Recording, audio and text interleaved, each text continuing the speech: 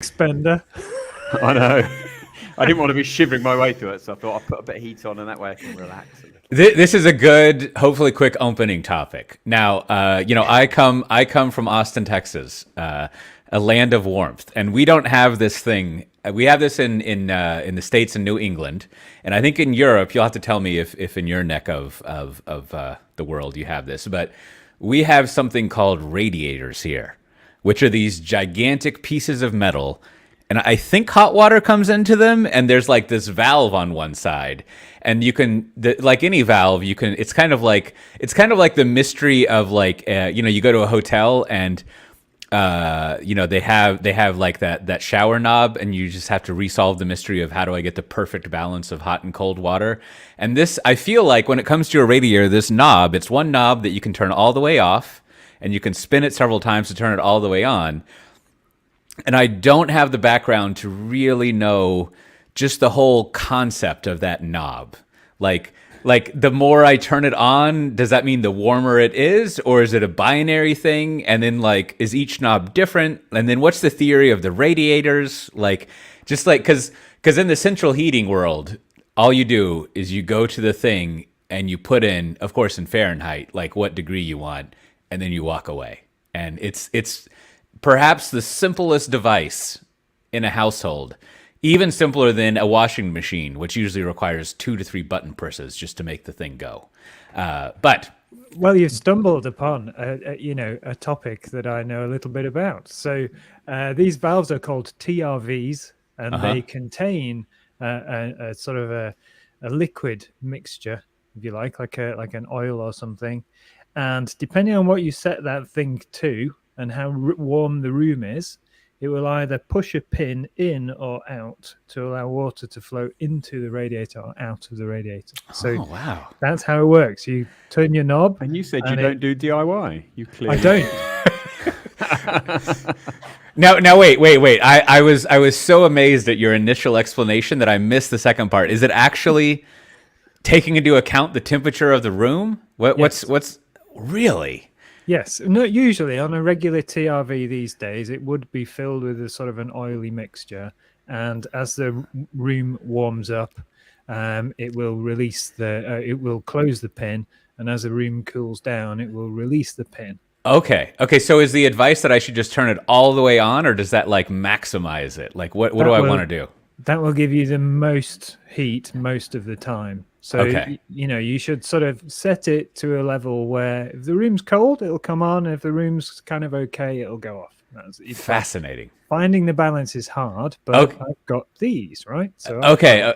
And then I was going to come to those. I have those too. Yeah. I was thinking maybe we should install it, but I feel like you got to probably turn off the whole system and drain it or something. I don't know. This feels this pops straight off. TRVs can be changed by anybody. Really? Other brands are available.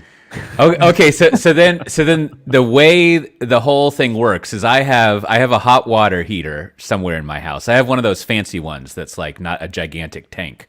I mean that's the old school American thing is you have a tank that's like about as tall as me, and you hook it up to electric or gas and it just keeps it hot. And like, so I have one of those new ones that's just like this box hanging on a wall that I guess does it on demand. And so essentially what the radiator system is doing is taking very hot water and putting it into these big metal things so that as the hot water cools down, I'm no physicist, I got a degree in philosophy and English, but as the water cools down, the heat goes out of this highly conductive thing called metal, and in theory heats up the whole space, right? Right. Yeah. And now it then flows out of the extremely not good double glazing into the atmosphere. Now that was my next. That was my next question. Is I feel like a lot of my radiators are right underneath windows, which seems like a bad idea. Like it seems like you would want the radiator to be against a solid wall towards the center of the house, so that it has the maximum. So even if because I think hot stuff wants to go towards cold stuff, right? Or hot and cold want to equalize. So if you had the radiator on the center part of your house, and then you've got coldness radiating from the glass. You've got coldness coming towards the heat. And so the coldness is going to like pull the heat towards the middle of the room. And then also it's going to get the chance for the coldness to kind of like heat up a little bit. Whereas if you have the radiator right next to the window, it's just, as you were joking, it's going to just like suck out the glass. And so it seems, I might hazard to use the word stupid to say putting a radiator next to a window is not a good idea. Well, having read a bit about that, because I had similar thoughts, apparently, no, putting it by the window is exactly where it should be. Ah, perfect. A kind of a wall of hot air that stops cold air coming in through the window. It rises up towards the ceiling, then goes around the room. Okay. And provides, almost like curtains on a window, provides insulation, and therefore you actually do want them. Oh man, that's a relief. I guess that also explains that when you walk into a store, you feel this like downdraft of hot air. Like right next to the door, maybe. Yeah, same philosophy. Acts as a barrier. Oh, man, that's such a relief to hear. Well, I thought maybe just, a stream of hot air describes me as a podcast co-host. So that's good. But thermodynamics is hard, though, isn't it? It's really it's difficult to get your head around. It's like, what? Yeah. All right. Okay. A small step from here to a data center design. Now this, and then we're back 15 years in my career. just to close that off, that might explain why the kitchen is the coldest place in our house, because it has single pane glass, and it has big French doors, and the radiator is on the opposite wall of the French doors. So maybe there you go. That might be a problem. Yeah, you need a new kitchen. It's the only solution. You want to maybe put your PCs under the window. And, run NVIDIA graphics cards on them or something. Yeah, my Bitcoin mining farm, and put right over there.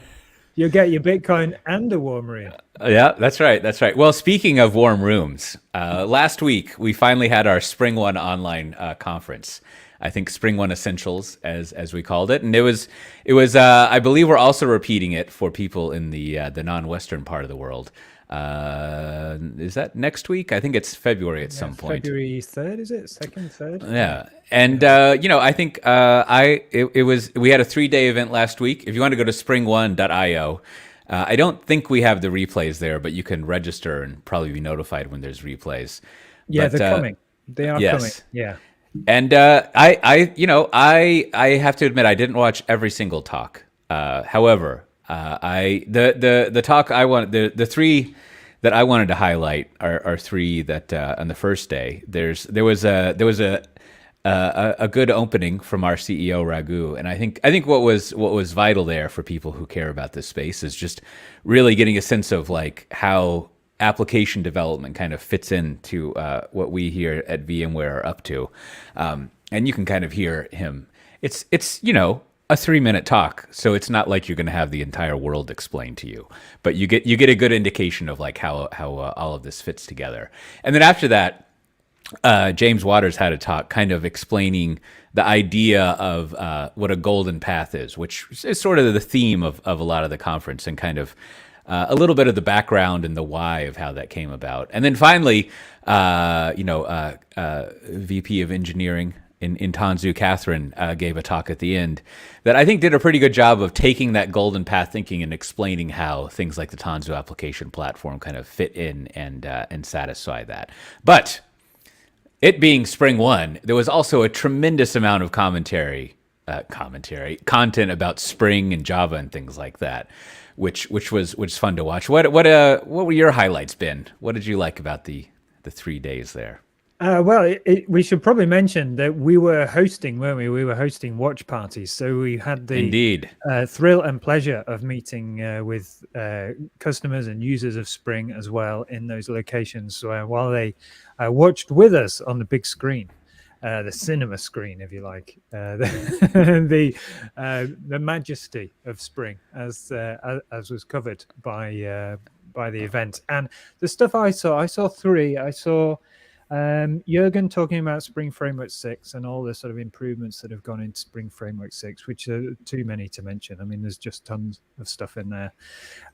Also, I saw Sebastian and friends talking about Spring Boot 3 and the native stuff that's now included, the GraalVM stuff. And I saw a talk on Tanzu application platform as well from Greg and Cora, was it? A few other folks. They were chatting about Spring's use in Tanzu application platform, or using Spring in Tanzu application platform. So they were really good talks. So, and not like super long or anything. I think about 40 minutes each, something like that. So really consumable, easy to get your head around. So when the recordings turn up, I would definitely recommend that folks check those out. But more than anything, it was just a chance to chat with people from the community. And Ed, you were there as well, weren't you? We got to spend some time together. I was. We finally got to meet, which was great. And like I said, it was lovely. I think that's my first time going to those VMware offices anyway. It's my first time back in a VMware office in years. So just, customers, meeting other VMware people, meeting you, that was great.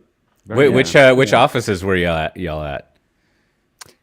We were in the old Pivotal office. Yeah. So Old Street. Those are nice. It's nice, yeah. It's very comfortable, and the folks there were very warm and welcoming.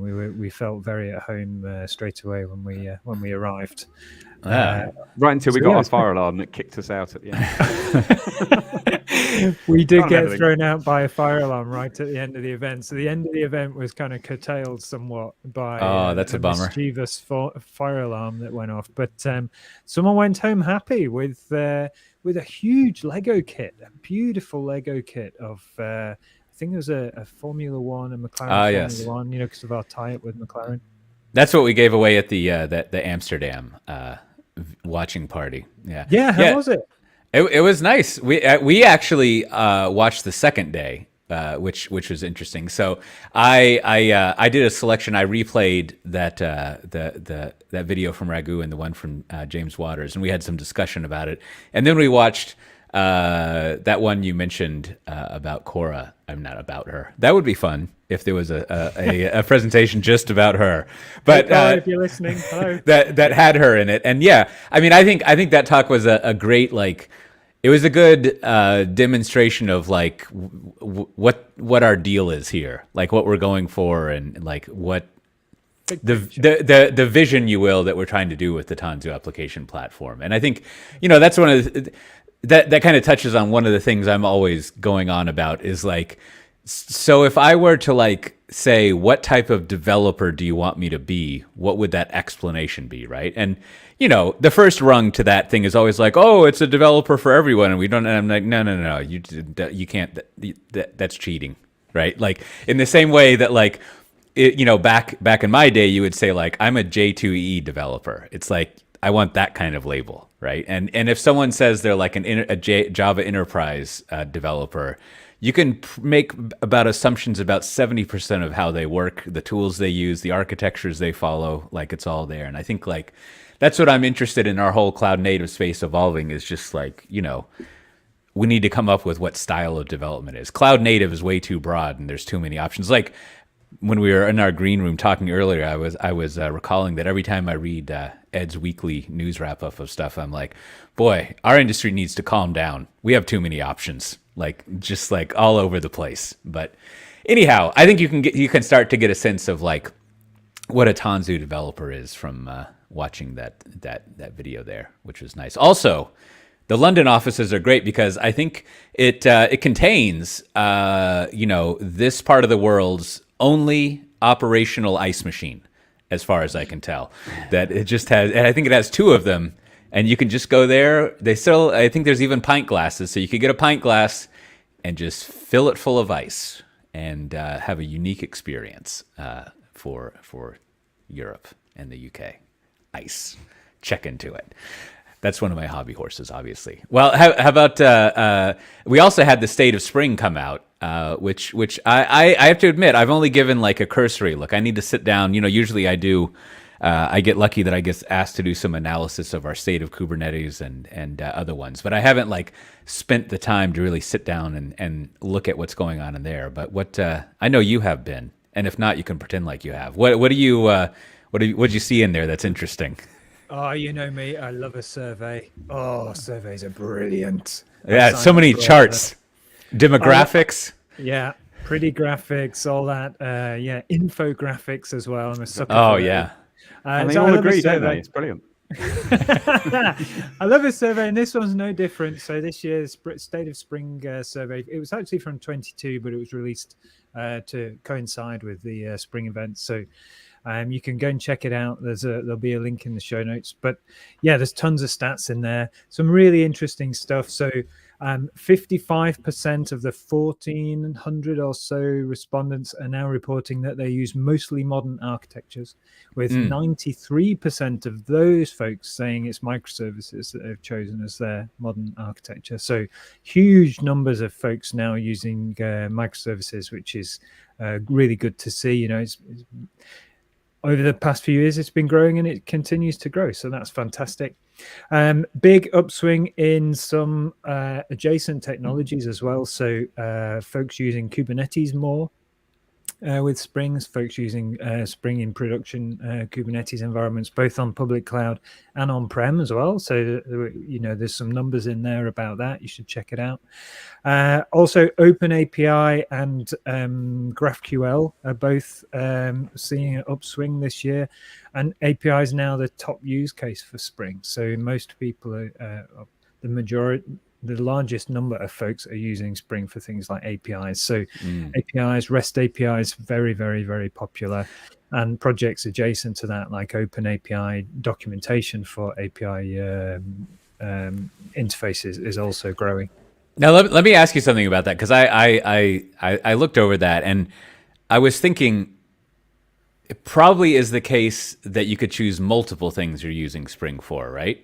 And like, if there's a rise in microservices, like, it means that people are using Spring to make APIs for whatever other application they're making. And so I guess what I'm driving at is, like, it's what you should, I think what you should think is that, like, if you exclude using Spring to make APIs, then you get a different picture of, like, the types of applications people are using. Because it seems like if 93% of people who responded are using microservices, then pretty much all of them are making APIs, right? And so, like, put another way, it's not the case. It's probably not the case that most people, that the only thing they're making are APIs, right? Like, they're also making other things, other types of applications, which, you know, it's fine to get a full representation, but it makes me think that, like, the other analysis you need to do is, like, excluding APIs and, like, middleware stuff that you all use. Like, what are the types of applications used? Like, you know, analogously, in one of our open source surveys, like, when you ask people what types of open source they use, by far away, the number one type of open source they use is operating systems, Linux. And so you kind of have to be like, well, yes, but, you know, everyone uses that. So you've got to throw that out and, like, look at the rest. But I don't know. That's my theory. Not to dismiss, again, using it for APIs, but that, like, it's something that everyone is doing. So it is the number one use case. Yeah, exactly. And it's important to say that 93% is of the 55% who said they were on modern architectures. So there's the other 45% who aren't, who are probably doing all sorts of other things, you know, Timely for making websites and web UIs and building, you know, web applications, front ends and stuff. There'll be front ends in other things, you know, front ends in Angular or other stuff like Express or whatever. So there's always going to be a huge variety, and I think Spring does very well there because it has such a comprehensive set of modules that you'll always, whatever your interest, you'll always be able to find something that will allow you to build it in Spring. And I think that's part of the reason why it still remains popular. You know, Spring doesn't do the sort of one-trick pony thing. It's a very flexible framework. So yeah, so that's good. Other news from that particular survey, stuff that I liked. More than half said they're going to rely more on Spring. So it's gaining traction still, even though it's a 20 to 25-year-old framework. You know, it's still going really, really strong, and people are still you know, double downing on using that particular framework. So that's good. 30% say they plan to use GraalVM for faster startup times and for smaller app footprints. Now, GraalVM's only a few years old, so it's showing incredible pace at being understood by everyone, and also folks are starting to think about how they could use it, and some are even using it in more detail and more places as well. So yeah, there's some really good stuff in there. But here's one I wanted to just quickly cover, right? Yeah. A lot of folks also saying that the learning curve is getting more difficult. Now, that's not a reflection of the learning curve of Spring per se. I think it's a reflection of the fact that everybody now has developer relations folks, and they're all putting out tons of content, and the content is everywhere. So folks are now struggling to find the time to build together the sort of learning path that they need in order to pick stuff up. So there is a part of the survey that talks about the learning curve getting steeper and what can be done about that. And the good news is that the folks seem to really like the documentation from Spring. They find that really, really useful. And I think I do as well. I read it regularly, and I think it is some of the best documentation that's out there for any framework, I would say. So they really like that. But also we've added Spring Academy, something that we launched at SpringOne Essentials, where folks can sign up and go and take learning courses at their own pace, in their own homes, in their own office working environments, wherever they might be. They can sign up for courses and start to learn Spring from the folks who make it, from the Spring team themselves. So there are new ways coming online that allow folks to get into Spring and start to understand it more. And then there's always your videos. You're good at that. I think between the Spring documentation, the Spring Academy, and Bin, you have all you need to know about the Spring world, and occasional Python and other things like that. That's good. we need to have the daily Bin where you have a little video. Hey, there's an idea. Yeah. Yeah. I'm pretty sure my wife would disagree that this is a requirement. Oh. Yeah. Well, she probably. You could do like the Mr. Ben. You know, you go in, you come out in a different costume every day, and you do a little short about Spring. It'd be brilliant. Yeah. Put my bowler hat on. Yeah. Exactly.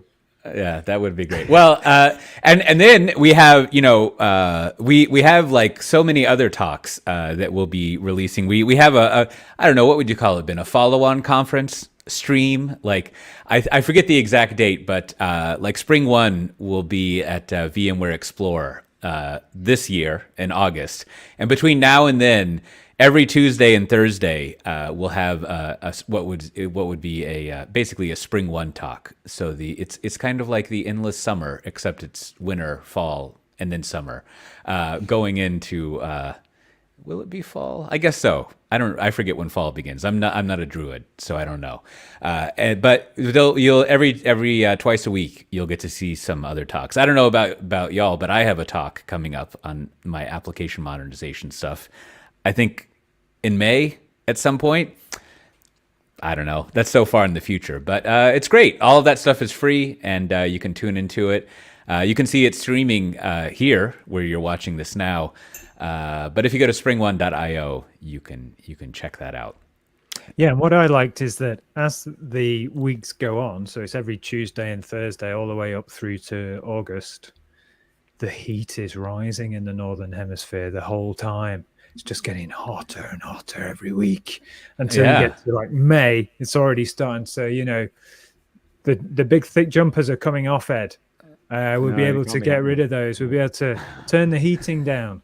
With your TVMs or whatever, TVRs, what are they? The TRVs, yeah. TRVs down.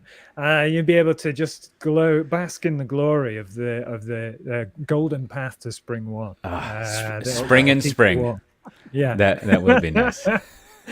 Well, speaking of surveys, the other thing that I wanted to go over, and Ed, you've done some good analysis of this, is Dynatrace came out. I don't know. You'll have to tell me, is this like a one-time or an ongoing thing? But they came out with their. They don't call it State of Spring, but like what's going on in the Spring world, and their methodology. I guess I don't know if you would call this a survey, but Dynatrace being Dynatrace, kind of like the other ones like Datadog and New Relic, they can kind of look over anonymized. The stuff that they monitor and manage. I assume it's anonymized. I didn't see any names in the PDF, like, the U.S. Agriculture Department runs this many clusters. That would be fun. But like it was a pretty good, I think, a pretty good analysis of like what's going on in their user base with Kubernetes. And it looks like, from what they said, they analyzed 4.1 billion Kubernetes pods, which seems like a lot from thousands of customers globally. But what are some of the highlights that stood out to you, Ed? What did you like in there? So I like the fact, actually, like you said, they're a big provider, right? And they get to see an awful lot of workloads come and go. So it's a decent size. A lot of the surveys come out, and we asked 20 people, and you're like, right, don't care about that. This one at least was global, covered a load of stuff, which is good. They picked up on a couple of interesting things and had some analysis I wouldn't have thought to do as well. So they picked up annual growth rate of 127%, and that's for the number of Kubernetes clusters hosted in the cloud. And then they also compared that to, I guess, kind of on-prem, and they figured that the growth in the cloud is 5 times what it is on-prem. And again, I haven't got all those figures in front of me now. I don't think that would surprise anyone that the cloud has grown a lot faster. You don't know what that base is growing from. But again, I think most people go to the cloud as their default, start with Kubernetes, and if that doesn't work, then they'll look at the alternatives. But they then sort of looked at the sizes of hosts. And that was something that was a bit more interesting, and the reasons why. And I think they picked out that a lot of the cloud-based hosts were smaller, and that on-premises clusters were larger. And they trying to look, or I don't know how much of the metrics they had, or how much they were sort of interpreting / guessing. But they were trying to sort of figure out why that would be the case, and just figured it was largely sort of economical, some technical considerations. And it's around the fact that in the cloud, it'd be very easy to sort of spin up lots of small instances. Whereas if you're doing the racking and stacking yourself in your data centers, you want to spend less time doing it. You're far more likely to throw in a few big hosts. You've got the whole cost model of whether it's CapEx or not. Again, for companies who are still taking months to justify a budget, you only want to do that once and just buy a couple of big servers. So, but it was interesting to see their sort of breakdown and factors like that, I guess, that you don't often think about, how they affect maybe even your technical design, how you manage your architecture and things. Yeah, that is an interesting, principle is too strong of a word, but just like thing to keep in mind with that is that if you're building your own, and this sounds like it would be bad, but it doesn't have to be, is you probably always would prefer over capacity, right? Because it just takes so much effort on your own to build stuff that you want to kind of go beyond your current day capacity. I mean, if you think about it from a public cloud providers, I don't know if this is true, but I assume when they build new data centers, it's over capacity for their current demand because they're building out anticipated demand that they would have, and they don't want to build another data center. But yeah, you take on that kind of management. I mean, that's I always feel like that's one of the I always feel like this. Like I'm walking down the street getting emotional and teary-eyed about it. But I often think that one of the under talked about and appreciated things of public cloud is just not having to think about that stuff. Do you know what? I've got a theory. I reckon it's this cattle versus pets again. You think on-prem, they still want to name their big server? On-prem, it's all, big clusters named after Simpsons folks. What's happening on Homer today, right? Whereas in the cloud, it's a bit more kind of, they can cull those cattle and recreate them. Maybe some of it is to do with that. I'd also be interested to find out, in terms of the growth, because you said there was 127% of growth there. I'd love to know which industries are sort of fueling that growth the most. I have a sneaking suspicion it's car companies. Really? Why? Yeah. Oh, we've lost Coté. Okay. Why car companies? I'm curious. Well, as in you think in terms of we've got our agreement, but as in car companies using a lot more tech in them and therefore suddenly wanting to have smart car platforms and things. Yeah, and if you, I think it was KubeCon last year, back in the US last year. I think Mercedes were there, for example, talking about just how many clusters they had, and it was a huge number. And and they've been running them for quite some time, and it's still growing, right? So and this is supporting all the sort of stuff that they want to do with the vehicles now, right? So all this, connected driving experiences, if you like. Yes, the autonomy driverless stuff and generating also, huge amounts of. Yeah, or just that, from just the increase in things like apps and metrics and gathering data and, processing that data and having it available in lots of different places. So huge numbers of clusters there were being talked about. So I wonder which industries are driving this increase in clusters and how that breaks down. I'd love to know.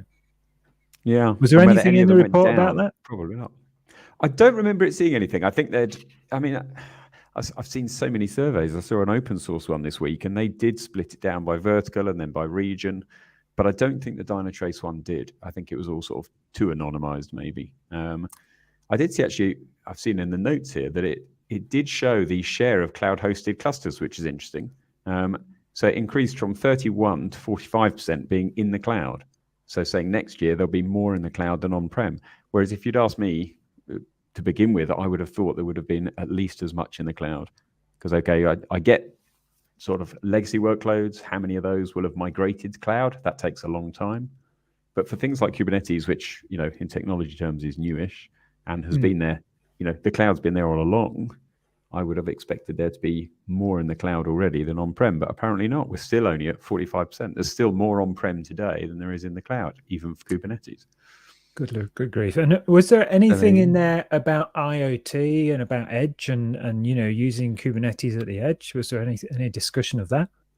I didn't see it if there was, Okay. which doesn't mean there wasn't. I sort of scan through, I pick out the top headline bits that appeal to me. I put a certain amount in the newsletter, otherwise the newsletter ends up being 50 million pages long.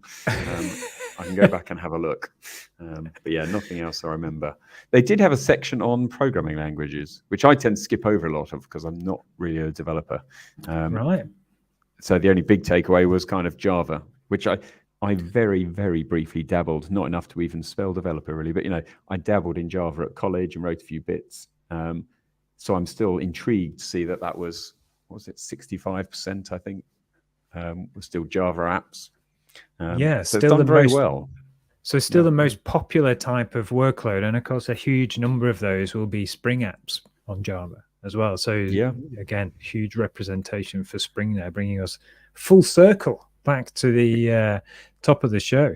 So was there anything else this week that caught your beady eye as you scan your way across the industry papers and news wires? So the other one I picked up on was Mirantis has just acquired Shipper. And Shipper weren't a company I'd sort of seen a lot of. I'd seen the name mentioned here and there. So I did a sort of a quick bit of research into who they were, what that was about. And no surprises, at least for me, this sort of feeds into the platform engineering space again. And it's the bigger picture, right? Even to Spring, people there talking about essentially cognitive overload. It's very hard to keep up with everything. We keep hearing that a lot of the burden of Kubernetes has gone to developers. Suddenly they feel like they might need to learn all of that. In order to just deploy their code, they now need to learn Kubernetes. Obviously, that's where we will come in with TAP and say that helps with these.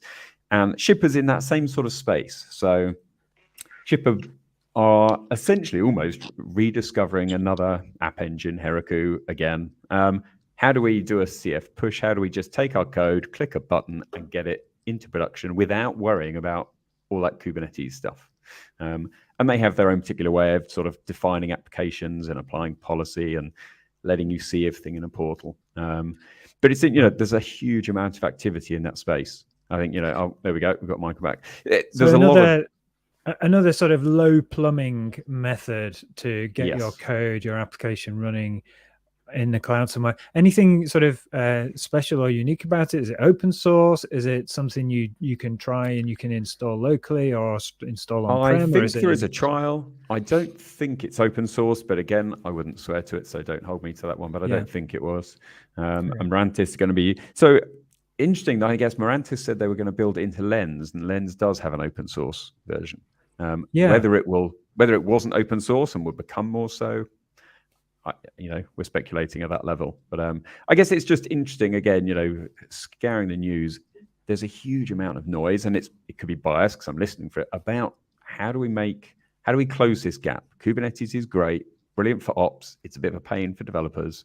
Everyone's trying to close that gap in different types of ways. And these sort of acquisitions just make me think that's gaining more and more in importance. Right? There's a lot more talk about it, but people are putting money behind it. In this case, Mantis saying, yep, we think that's necessary. We need to add that into our portfolio.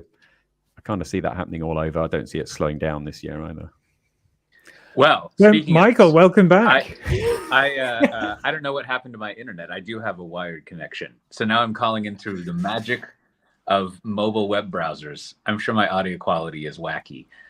We've gone for an outside broadcast now. Yeah, I can walk around the house like I'm in like some Apple movie. Nice. Apple movie TV show. But that's probably a good time to wrap up, if only because my daughter forgot to take her swimsuit to school, so now I have to bring it to her, which is always that's a benefit of having your school be very close, but also a drawback. I'm not sure. I feel your pain. The alternative is worse, though, isn't it? I mean, the things a dad will do.